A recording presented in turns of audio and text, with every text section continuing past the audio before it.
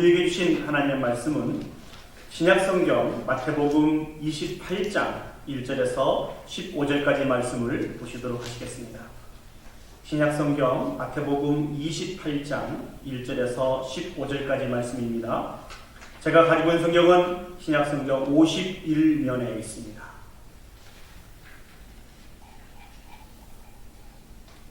마태복음 28장 1절에서 15절 말씀을 제가 봉독해 드리도록 하겠습니다. 안식일이 다 지나고 안식 후 첫날이 되려는 새벽에 막달라 마리아와 다른 마리아가 무덤을 보려고 갔더니 큰 지진이 나며 주의 천사가 하늘로부터 내려와 돌을 굴려내고 그 위에 앉았는데 그 형상이 번개 같고 그 옷은 눈같이 희거늘 지키던 자들이 그를 무서워하여 떨며 죽은 사람과 같이 되었더라. 천사가 여자들에게 말하여 이르되 너희는 무서워 말라. 십자가에 못 박히신 예수를 너희가 찾는 줄을 내가 아노라. 그가 여기 계시지 않고 그가 말씀하시던 대로 살아나셨느니라. 와서 그가 누우셨던 곳을 보라. 또 빨리 가서 그의 제자들에게 이르되 그가 죽은 자 가운데서 살아나셨고 너희보다 먼저 갈릴리로 가시나니 거기서 너희가 배우리라 하라. 보라, 내가 너희에게 일렀느니라 하거늘 그 제자들이 무서움과 큰 기쁨으로 빨리 무덤을 떠나 제자들에게 알리려고 다름질할세 예수께서 그들을 만나 이르시되 평안하냐 하시거늘 제자들이 나아가 그 발을 붙잡고 경배하니 이에 예수께서 이르시되 무서워하지 말라. 가서 내 형제에게 갈릴리로 가라 하라. 거기서 나를 보리라 하시니라. 여자들이 갈 때 경비병 중 몇이 성에 들어가 모든 된 일을 대제사장들에게 알리니 그들이 장로들과 함께 모여 의논하고 군인들에게 돈을 많이 주며 이르되 너희는 말하기를 그의 제자들이 밤에 와서 우리가 잘 때 그를 도둑질하여 갔다 하라. 만일 이 말이 총독에게 들리면 우리가 권하여 너희로 근심하지 않게 하리라 하니 군인들이 돈을 받고 가르친 대로 하였으니 이 말이 오늘날까지 유대인 가운데 두루 퍼지니라. 아멘. 저희들이 너무나 잘 알고 있는 미국 대통령을 지낸 부시 전 대통령이 부통령 시절에 그 당시에 소련이라는 나라가 있었죠. 그렇죠? 이 소련에 브레즈네프 수상의 장례식에 미국 대표로 참석한 일이 있었습니다.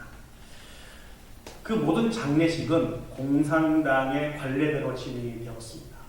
또 죽음을 상징하고 있는 검은색과 붉은색으로 모든 것이 다 이렇게 덮어져 있었습니다. 모든 장례 예식을 진행하던 가운데 그 말미에 이제 고인을 위해서 마지막 경의를 표하는 순서가 되었습니다. 그 순서 때 고인의 부인이 앞으로 나왔습니다. 그리고 품 안에서 백합 한 송이를 꺼내서 그 관 위에 이렇게 올려놓게 되었습니다. 참고로 이 백합은 전통적으로 러시아 정교회에서 예수님의 부활을 상징하는 곳이 백합이었습니다. 그래서 이 부인이 그 관 위에 백합을 올려놓고 무릎을 꿇었습니다. 그 순간 식장은 정적에 휩싸였습니다. 왜냐하면 무릎을 꿇은 그 여인은 하나님 앞에 기도를 올려드리고 있었기 때문에 그렇습니다. 기도가 끝나고 이 여인이 일어나서 성호를 그었습니다. 놀라운 일이 벌어졌습니다. 이 부인이 성호를 긋자 그 주변의 장례식에 참석하였던 수없이 많은 사람들이 그 여인을 따라서 성호를 그었습니다. 이 모습을 지켜보았던 부시 대통령이 이렇게 이야기를 했다고 합니다. 나는 이 얼어붙은 소련 땅에 기독교 신앙은 완전히 죽어버린 줄 알았다. 그런데 이 순간 부활의 신앙이 다시 한번 부활하고 있는 그 모습을 나는 확실히 바라볼 수 있었다.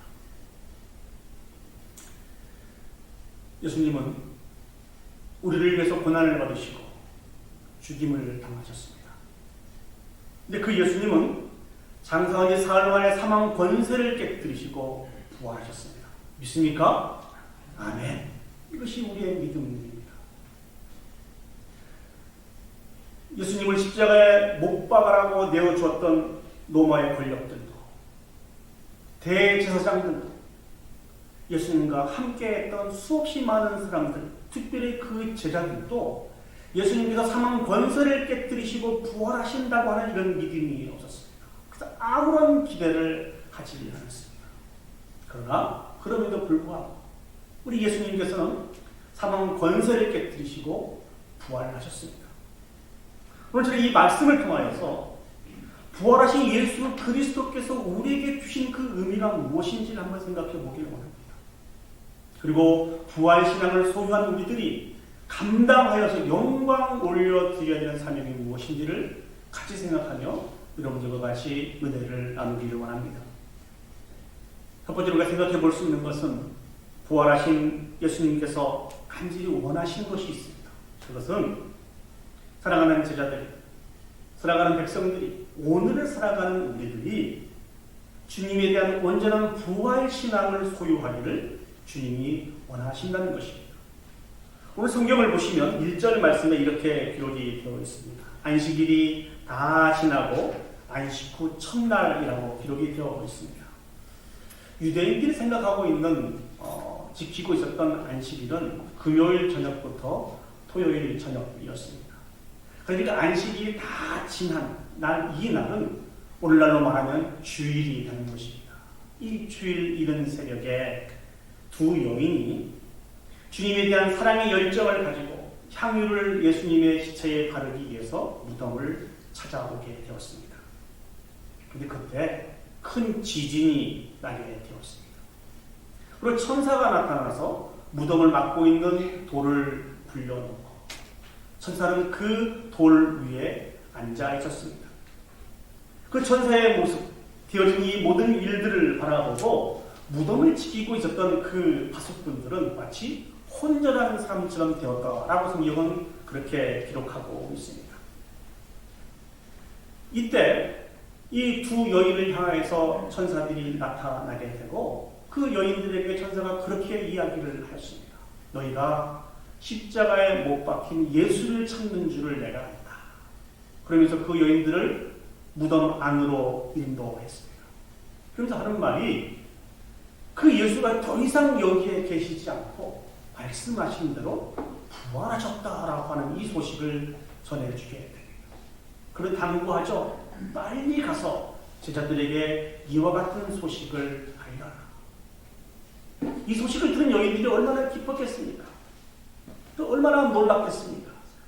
그래서 이 여인들이 막 다름질하여 제자들을 향해서 가려고 할 때 이번엔 예수님이 직접 나타나셨습니다. 평안하냐? 얼마나 놀라웠겠습니까? 얼마나 감격적이겠습니까?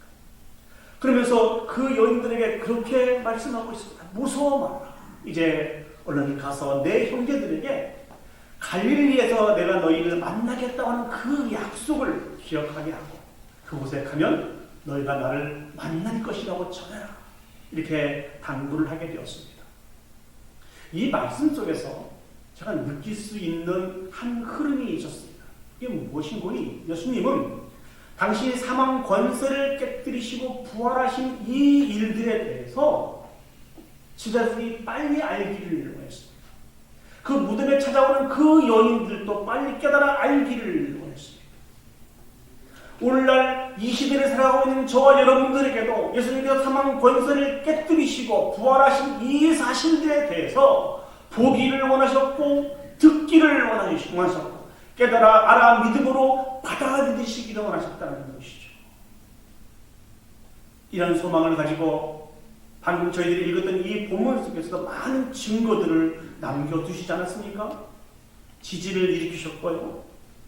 무덤에 돌을 굴러내셨고 빈 무덤을 보이셨고 천사들을 통해서 듣게 하셨고 예수님께서 전에 말씀하셨던 그 말씀을 기억나게 하셨고 뿐만 아니라 직접 예수님이 나타나셔서 그들의 믿음을 도우셨던 것을 우리 오늘 말씀을 통해서 생각해 볼 수 있습니다.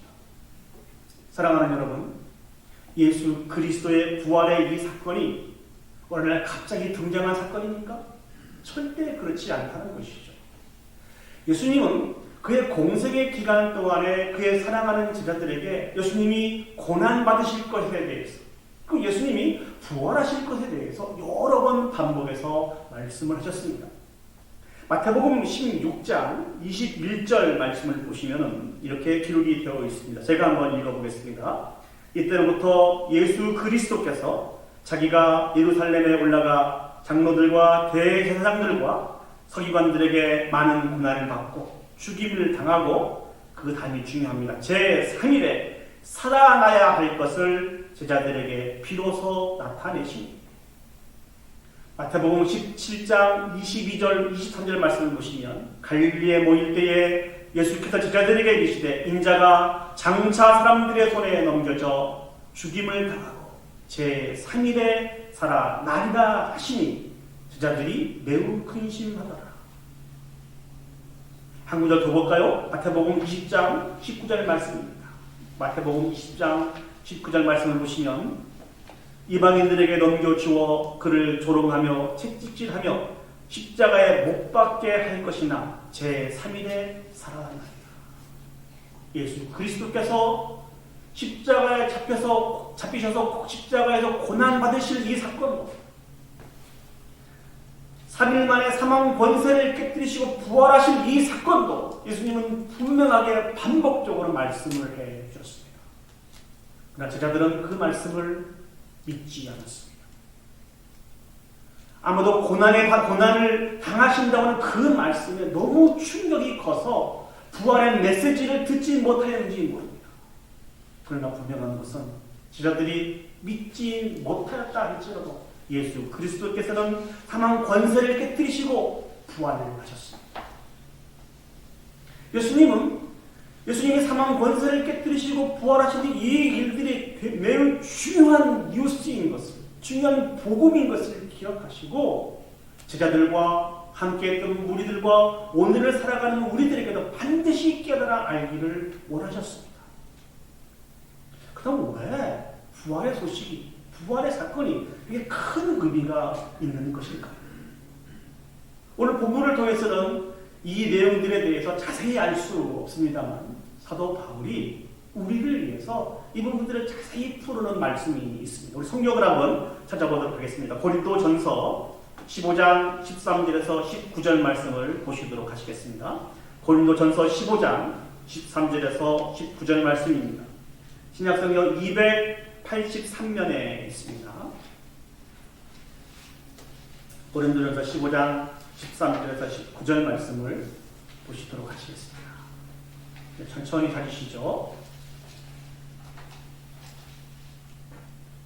283면에 있습니다. 제가 한번 천천히 읽어보도록 하겠습니다.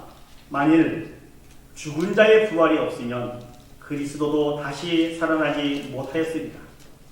그리스도께서 만일 다시 살아나지 못하셨으면 우리가 전파하는 것도 헛것이요 또 너희 믿음도 헛것이며 또 우리가 하나님의 거짓 증인으로 발견되리니 우리가 하나님이 그리스도를 다시 살리셨다고 증언하였습니다. 만일 죽은 자가 다시 살아난 일이 없으면 하나님이 그리스도를 다시 살리지 아니하셨으리라. 만일 죽은 자가 다시 살아난 일이 없으면 그리스도도 다시 살아난 일이 없을 것이요 없었을 터이요 그리스도께서 다시 살아난 일이 없으면 너희의 믿음도 헛되고 너희가 여전히 죄 가운데 있을 것이요 또한 그리스도 안에서 잠자는 자도 망하였으리라. 만일 그리스도 안에서 우리가 바라는 것이 다만 이 세상의 삶뿐이면 모든 사람 가운데 우리가 더욱 불쌍한 자이나 그러나 이제 그리스도께서 죽은 자 가운데서 다시 살아나사 잠자는 자들의 첫 열매가 되셨도다. 이 말씀은 전체적으로 4가지 정도로 요약을 해볼 수 있습니다. 제일 가장 첫 번째는 만약에 그리스도의 부활이 없다면 우리가 증거하는 복음이 헛되다는 것입니다. 우리는 거짓 증인으로 인정될 것이라는 것입니다. 우리의 믿음도 소용이 없게 되었다는 것입니다. 사도 바울이 오늘을 살아가는 우리들이 증거하고 있는 내용이 무엇입니까? 구약으로부터 예언되었던 그 메시아가 바로 예수 그리스도라는 것입니다.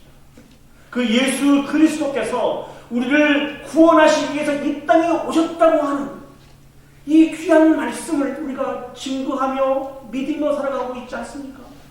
그런데 예수 그리스도께서 부활하시지 못하셨다고 한다면 예수 그리스도는 메시아가 아닌 셈이 됩니다. 예수 그리스도는 우리의 구세주가 아닌 셈이 됩니다. 그러니까 우리가 거짓말하는 것밖에 되지 않는다는 말씀입니다. 두 번째 말씀은 우리는 여전히 죄와 사망의 자리에 모여 있게 될 것입니다. 사랑하는 여러분, 우리가 어떻게 구원받은 자가 되었습니까? 우리가 어떻게 거룩한 자가 되었습니까? 우리가 어떻게 하나님께 속한 자가 되었습니까? 그것은 오직 예수 그리스도께서 우리의 모든 죄를 짊어지시고 십자가에서 못 박혀 죽으심으로 말미암아, 그리고 사망 공세를 깨뜨리시고 부활하심으로 말미암아 우리의 죄의 문제를 해결해 주심으로 우리가 죄인이 아니고 의인으로서 이 땅에 살아갈 수 있는 존귀한 자가 된 것이란 말입니다. 그러나 예수 그리스도께서 부활하시지 못하셨다면 우리는 여전히 죄와 사망의 자리에 놓여 있게 될 것이라는 것이죠. 세 번째는요, 이 땅에서 부활의 소망을 가지고 죽은 많은 우리 신앙의 선배들이 있습니다. 그 많은 죽은 우리 신앙의 선배들이 부활이 없다고 한다면 죽음과 함께 멸망당했을 것이라는 것입니다. 죽음을 이길 수 있는 유일한 소망이 무엇입니까? 부활입니다. 부활에 대한 소망이라는 것이죠. 부활이 없으면 우리는 죽음 이후에 아무런 소망이 없습니다. 오늘 수없이 많은 장례식에도 정말 이 땅에서 다시 보지 못함으로 인해서 많은 눈물을 흘리고 염려하고 근심 속에서도 이 모든 부분들을 이겨낼 수 있는 유일한 방법은 부활의 소망이 있었기 때문에 그렇습니다. 예수님께서 사망 권세를 깨뜨리시고 부활하심으로 말미암아 우리도 부활할 수 있다고 하는 이 믿음으로 그 슬픔을 넉넉히 이겼습니다. 그리고 지금도 소망을 가지고 살아가고 있는 자들이 저와 여러분들 아닙니까? 그러나 예수 그리스도께서 부활하시지 못하셨다고 합니다. 우리는 죽음과 함께 영원한 멸망에 빠진 자가 되고 만다는 것입니다. 마지막으로요, 사랑하는 여러분, 우리가 이 땅에 살아갈 때 좌절하고 절망하고 실패하고 낙심 가운데 있다 할지라도 다시 한번 힘을 낼 수 있는 궁극적인 이유가 무엇입니까? 바로 부활신앙이거든요. 부활하신 예수 그리스도께서 우리에게 최후의 승리를 주실 것에 대한 분명한 확신이 있기 때문에 오늘 인내하고 참고, 그럼에도 불구하고 어떻게 하든지 간에 하나님 말씀을 붙들고 말씀 중심으로 살아가려고 노력하고 있지 않습니까? 우리 다 그렇게 살고 있습니다. 너무너무 수고하고 있습니다. 그런데 예수 그리스도께서 부활하시지 않으셨다고 하면 이 모든 것이 헛된 것이라는 것이죠. 헛고생이라는 것입니다. 사랑하는 여러분, 예수님이 부활하시지 않으셨다고 합시다. 그러다 여러분 참고 사시겠습니까? 희생하고 사시겠습니까? 양보하고 사시겠습니까? 그렇게 살 필요가 없어요. 그런데 우리가 그렇게 살아가야 될 이유가 무엇입니까? 주님이 그런 삶을 살아가셨고 우리에게 또 그런 삶을 살아라고 당부하셨습니다. 왜요? 사망 권세를 깨뜨리시고 주님께서 최후의 승리를 하신 그 주님께서 우리에게 승리를 주시기 때문에 그렇습니다. 결국 예수 그리스도의 부활이 없다면 우리의 믿음도 헛되고 우리가 여전히 죄 가운데 있게 되는 것입니다. 영원히 사망 가운데 있게 될 것입니다. 그리고 기독교는 온 인류를 기만한 종교가 되고 성경의 모든 기록은 허무맹랑한 신화에 불과하게 될 것입니다. 그리고 그리스도인들은 이스라엘과 가장 불쌍한 사람들이 되고 말 것입니다. 그러나 부활은 부인할 수 없는 분명한 진리입니다. 믿습니까? 아멘. 옥스퍼드 대학의 역사 교수였던 토마스 아놀드라고 하는 사람이 이런 이야기를 했습니다. 나는 여러 해 동안 과거의 역사를 연구하고 그 사실을 조사하고 이에 대하여 기록한 문헌과 유물을 고증하고 그 그 사실 여부를 조사하여 오던 중이다. 그런데 하나님께서 우리에게 주신 표징, 즉 그리스도가 죽으셨다가 다시 살아나셨다는 사실보다 더 분명하고 완전히 이해할 수 있는 사실을 인류 역사에서 나는 보지 못하였다 라고 이렇게 이야기를 했습니다. 우리가 너무나 잘 알고 있는 파스칼은 이런 얘기를 했습니다. 만일 예수의 제자들이 서로 의논해서 예수의 부활을 거짓으로 만들어냈다고 가정해보자. 그중 한 사람이라도 본심에 들어갔더라면 예수의 부활이란 전부 붕괴되었을 것이다. 그러나 저들은 순교를 하면서까지 입증한 제자들의 진실성을 보여주었다. 만약 믿지 않는다면 우리는 벌써 그런 사람들과는 말할 필요조차 없다라고 이야기를 했습니다. 사랑하는 여러분, 예수 그리스도께서 사망 권세를 깨뜨리시고 부활하셔서 우리의 구주가 되셨습니다. 그래서 우리 영원히 사망 가운데 처해질 수밖에 없는 우리들을 놀라운 하나님의 섭리로 바꾸어 주셔서 영원한 천국을 사모하며 살아갈 수 있는 복 있는 인생으로 예수 그리스도께서 우리를 바꾸어 주셨습니다. 오직 기독교만이 참 종교입니다. 이 부활주의를 맞이하여 다시 한번 주님께서 우리에게 베푸신 은혜와 사랑을 기억하며 하셨으면 좋겠습니다. 때로는 우리의 눈에 아무런 증거가 보이지 않는다 할지라도 우리에 대한 기대를 가져주시고 맡겨주신 그 사명의 자리에서 천국에 대한 영원한 승리된 소망을 가지고 그 사명들을 감당했으면 좋겠습니다. 때로는 실패와 좌절과 절망의 자리에 있을 수 있습니다. 그럼에도 불구하고 우리에게 영원한 소망이 되신 그 하나님에 대한 믿음을 가지고 소망을 바라보며 인내하고 참고 견디며 살아갈 수 있는 저와 여러분이 되기를 간절히 축복합니다. 두 번째, 오늘 본문의 말씀을 통해서 생각해 볼 수 있는 것은 예수님의 부활의 신앙을 가지고 있는 우리들은 이 예수님의 이 부활하심을 선포하며 살아가야 됩니다. 예수님께서 부활하셨습니다. 사망 권세를 깨뜨리시고 부활하셨습니다. 이 일들은 정말 기쁜 사건입니다. 감격의 사건입니다. 감사해야 될 일이라는 것이죠. 그런데 예수님께서 사망 권세를 깨뜨리시고 부활하신 그 당시에 어떤 일들이 일어났습니까? 파수꾼들 중에 몇몇이 되어진 모든 일들을 가지고 유대 종교 지도자들에게 가게 되었습니다. 이 소식을 듣게 되었을 때 그들은 어떤 반응을 보였습니까? 매우 혼란에 빠지게 되었습니다. 그래서 파수꾼들과 아주 사악한 일들을 의논하게 됩니다. 그 당시 로마의 법은 매우 엄했습니다. 그래서 이 파수꾼들이 그 무덤을 잘 지키지 못하고 시체가 없어진 것에 대해서 책임을 묻게 되면 그의 생명을 보전할 수가 없게 되었습니다. 그래서 이 종교적인 대제사장들이 이 파수꾼들에게 그러한 그 약속을 하게 됩니다. 너의 잘못들을 우리가 다 덮어주겠다. 그러니 예수 그리스도께서 부활하셨다고 이야기하지 말고 너희가 자고 있을 때에 예수의 제자들이 와서 그 시체를 훔쳐가고 예수님이 부활하셨다고 거짓말했다라고 그렇게 이야기를 해라. 성경을 보니까 안타까운 일들이 진행이 되죠. 대제사장들의 이러한 제안들을 그 파수꾼들이 받아들이게 되었습니다. 아마 대제사장들이 그렇게 생각을 했을 것입니다. 이렇게 하면은 우리의 작전이 성공할 수 있을 것이다.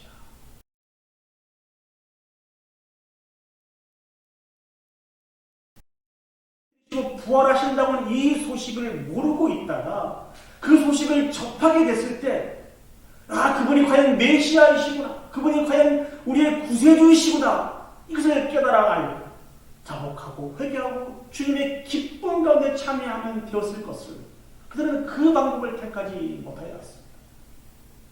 그리고 오직 예수님이 부활하신 이 사건들을 감추는 데 급급했습니다. 거짓 소문을 퍼뜨리는 데 급급했습니다. 왜 그랬다고 생각을 하십니까? 이들은 예수님이 우리의 죄를 짊어지시고 십자가에 못 박혀 죽으시는 이 사건이라든지 사망 권세를 깨뜨리시고 부활하신 이 사건에 별로 관심이 없었습니다.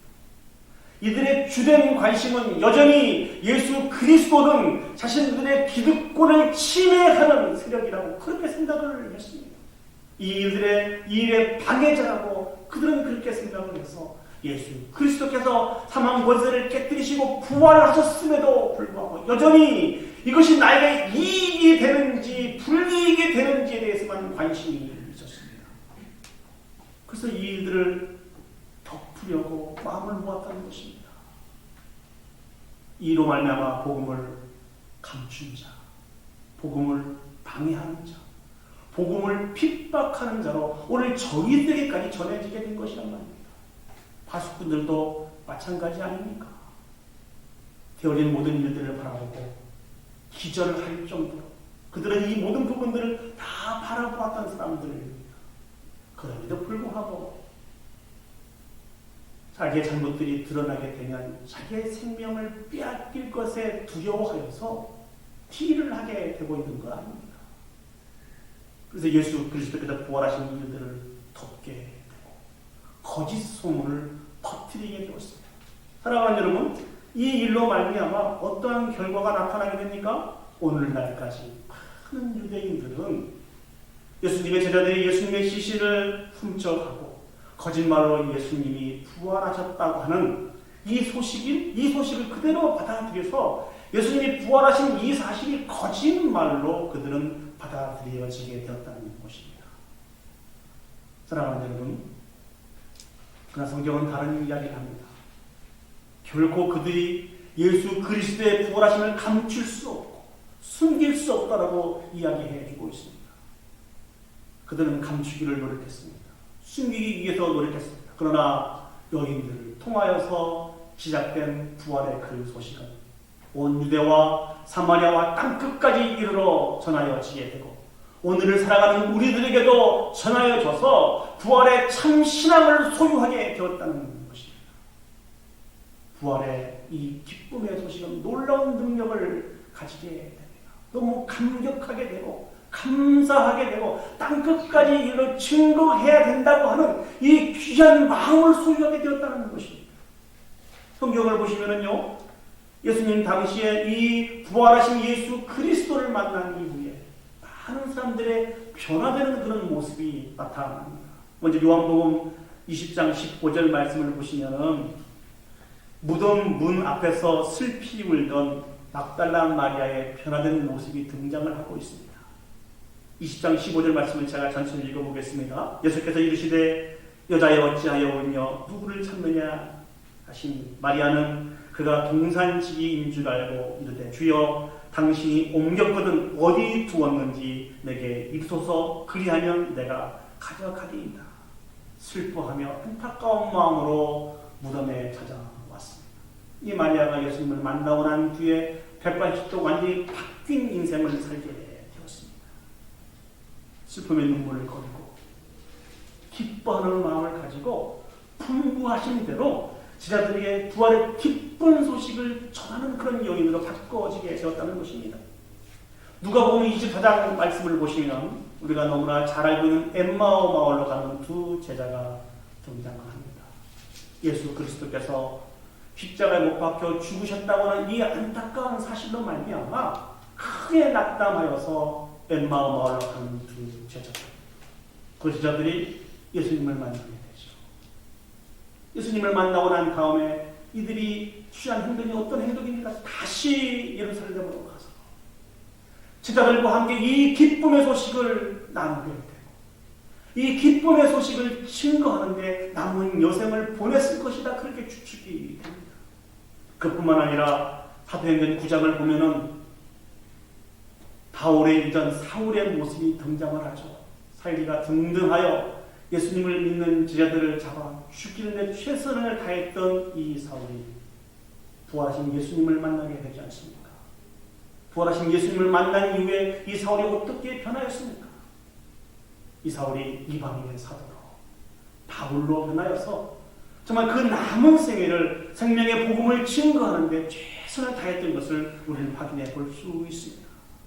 사랑하는 여러분, 우리는 여러 번 반복해서 예수 그리스도께서 사망 권세를 깨뜨리시고 부활하셔서 우리의 주님이 되셨다고 고백을 하십니다. 이런 부활신앙을 가진 우리가 정말 부담스럽지만 가져야 될 중요한 사명이 있습니다. 그것은 땅끝까지 이르러 복음의 증인이 되는 것입니다. 누구나 다 익숙하고 암송하고 있는 그 말씀을 우리가 알고 있지 않습니까? 사도행전 1장 8절 말씀 보시면 오직 성령이 너에게 임하시면 너희가 권능을 받고 예루살렘과 온 유다와 사마리아와 땅끝까지 이르러 내 증인이 되라. 이 부활의 증인이 되라고 주님께서 우리에게 당부하시고 계십니다. 많은 설교자들이 우리 성도님들이 부담 가는 설교의 주제가 어떤 설교가 있을까 이렇게 이야기를 하는 그런 글을 제가 한번 읽어보았습니다. 여러분 어떤 설교를 들으실 때 부담이 되세요? 아마 헌금에 대한 이야기를, 헌금에 대한 주제에 대한 설교를 들으실 때 부담이 가실 것 같아요. 그 다음에 봉사에 대한 이야기, 그렇죠. 봉사, 헌신, 희생 이런 거 좋아하는 사람이 어디 있겠습니까? 이런 주제의 말씀을 들을 때 부담이 갑니다. 그런데 마지막에 어떤 주제가 부담이 간다라고 이렇게 의견을 모아는 거니 전도에 대한 부분에 대해서 부담이 간다는 이야기를 하더라. 당연히 해야 될 것은 맞지만 전도하기가 결코 쉽지 않기 때문에 그렇습니다. 예, 다 부담을 가지시겠죠. 저도 마찬가지입니다. 그러나 이 부활 주일날 사망 권세를 깨뜨리시고 부활하신 예수 그리스도의 부활의 신앙을 소유한 우리들이 가장 감당해야 될 첫 번째 우선순위가 무엇인 거니? 이 부활하신 예수 그리스도를 증거하는 것입니다. 제가 저희 교회 처음 와서 제일 관심을 가졌던 부분들이 어떤 부분들인 거니? 우리 성도님들 중에, 가족 중에 교회에 나오지 않고 예수님을 믿지 않은 분이 어떤 분인가가 주된 관심사였습니다. 제가 수첩을 펴놓고 예를 들어서 우리 사랑하는 아내는 교회를 나오시는데 교회를 나오시지 않으신 남편들의 이름, 남편들은 교회를 나오는데 교회에 나오시지 않은 아내의 이름들을 이렇게 기록을 하고 기도할 때마다 생각할 때마다 그분들을 위해서 기도하고 있습니다. 왜요? 이게 참 중요한 일이라 생각을 했습니다. 그리고 같이 기도하고 있는 또 우리 많은 교회 성도들을 만날 때마다 제가 이러이러한 분들을 위해서 기도하고 있는데 같이 기도해 주세요. 이렇게 같이 말씀을 나누면서 이 영혼들이 돌아올 때까지 기도하기를 쉬지 않고 기회가 되면 반드시 그분들을 만나서 복음을 증거하겠다고 또 다짐하고 또 다짐해 보았습니다.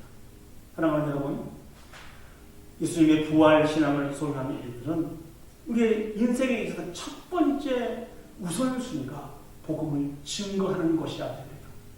저는 이 일들에 좀 창피한 그런 기억이 있습니다. 제가 지난번 교회에서 사역을 할 때 이제 외부에서 오신 선교사님들이나 목사님들을 모시고 이렇게 좀 영접하는 그런 일들을 하게 되었습니다. 그때 선교사님을 제가 식당에서 만나게 되었어요.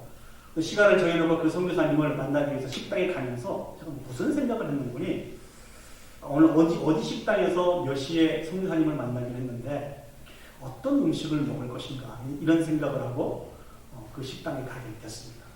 그 식당에 딱 도착했을 때 선교사님이 먼저 와서 앉아 계시더라고요. 근데 선교사님은 굉장히 이렇게 바빠 보였습니다. 무엇을 먹을 것인지에 대해서 어떤 음식을 먹을 것인가에 대해서 별로 관심이 없었습니다. 이 선교사님의 주된 관심은 어떤 관심이었는 분이 그 식당에 먼저 가서 자리에 앉아 보시니까 주변에 물도 갖다 주시고 또 어떤 음식을 먹을 것인지 누구를 기다리실 것인지에 대해서 이렇게 문의하시는 종업원들이 있지 않습니까? 저분이 교회를 다니실까 안 다니실까 이게 이분의 주된 관심사였어요. 저분이 교회를 다니실까 안 다니실까 교회를 안 다니시다면 어떻게 저분에게 복음을 증거합니까? 그래서 제가 그 식당에 딱 도착했을 때 이 선교사님이 크게 말씀하시더라고요. 목사님, 오늘 여기서 일하시는 종업원이신데 집이 이 근처래요. 교회를 한 번도 안 가봤다네요. 오늘부터 교회를 가기로 했으니까 돌아오는 주일날 목사님이 책임지시고 이분을 교회로 인도하세요. 제가 좀 창피했어요. 날씨 좀 뜨거웠습니다. 저는 그 식당에 오늘 선교사님을 만나서 음식을 대접을 해야 되니까 어떤 음식을 대접을 할 것인지, 어떤 음식을 먹을 것인지 이 생각을 가지고 그 식당에 왔는데 그 선교사님은 어떤 음식을 먹을 것인가에 대해서 별로 관심이 없었어요. 어떻게 하면 복음을 증거할 것인지, 저분의 교회를 다니시는 분이신지 안 다니시는 분이신지, 안 다니시는 분이라면 어떻게 복음을 증거하실 건지 주되는 관심을 가지고 오셨어요. 그래서 제가 창피할 수밖에.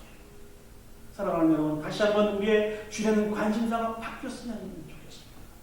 우리 2021년 이 부활주의를 맞이하여서 부활의 확실한 이 신앙을 소유한 우리들이 첫 번째 우선순위가 어떻게 하면 부활하신 예수 그리스도를 증거하실 것인지에 대해서 우리의 첫 번째 우선순위가 되었으면 좋겠습니다. 이 일을 위해서 우리의 시간과 우리의 물질과 우리의 탤런트를 쏟아 부을 수 있었으면 좋겠습니다.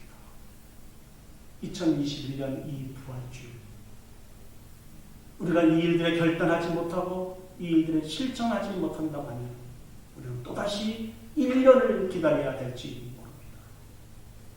사랑하는 여러분, 예수 그리스도께서 사망 권세를 깨뜨리시고 부활하셨다고 하는 이 분명한 신앙 고백과 함께 우리의 삶 속에서도 이 고백이 나타나져서 하나님 앞에 영광 올려드릴 수 있는 저와 여러분들이 되기를 간절히 축복합니다. 말씀을 정리하도록 하겠습니다. 예수님께서 말씀하신 대로 사망 권세를 깨뜨리시고 부활하셔서 우리의 구주가 되셨습니다. 이 놀라운 은혜와 사랑을 기억할 때 우리는 감사할 수 있습니다. 우리는 감격할 수 있습니다. 저희들이 이 부활주일날 드리는 헌금도 부활 감사 헌금이잖아요. 이건 감사할 일입니다. 정말 기뻐하고 감사할 일입니다. 같이 감사했으면 좋겠습니다. 같이 감격했으면 좋겠습니다. 그리고 우리가 비록 형통하지 못하고 평탄하지 못한 그런 삶을 살아간다 할지라도 우리에게 최후의 승리를 주신 그 주님으로 말미암아 소망의 주님을 바라보며 살아갈 수 있는 저와 여러분들이 되었으면 좋겠습니다. 그리고 이 부활의 소망을 가지고 있는 우리들이 반드시 감당해야 될 일들이 있죠. 단 끝까지 이르러 부활의 증인으로 살아가는 것입니다. 어떻게 하면 복음을 증거할 것인지, 어떻게 하면 이 생명의 복음을 증거하여 저 영혼도 그 부활의 기쁨에 같이 동참하게 할 것인지가 우리의 고민거리가 되었으면 좋겠습니다. 우리 첫 번째 우선순위가 되었으면 좋겠습니다. 그래서 주님이 부활하셨습니다. 천사들도 그 여인들에게 빨리 이와 같은 소식을 제자들에게 알려라. 빨리 이와 같은 소식들을 신령하고 낭만한 많은 사람들에게 알려라 라고 말씀하고 있지 않습니까? 오늘 우리 자신을 향하여서, 우리 교회를 향해서 주님이 재촉하고 계세요. 빨리 이와 같은 사실들을 알려라. 빨리 이와 같은 사실들을 알려라.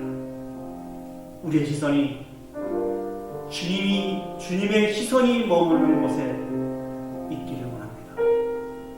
이 귀한 삶을 잘 감당할 영광을 드릴 수 있는 저와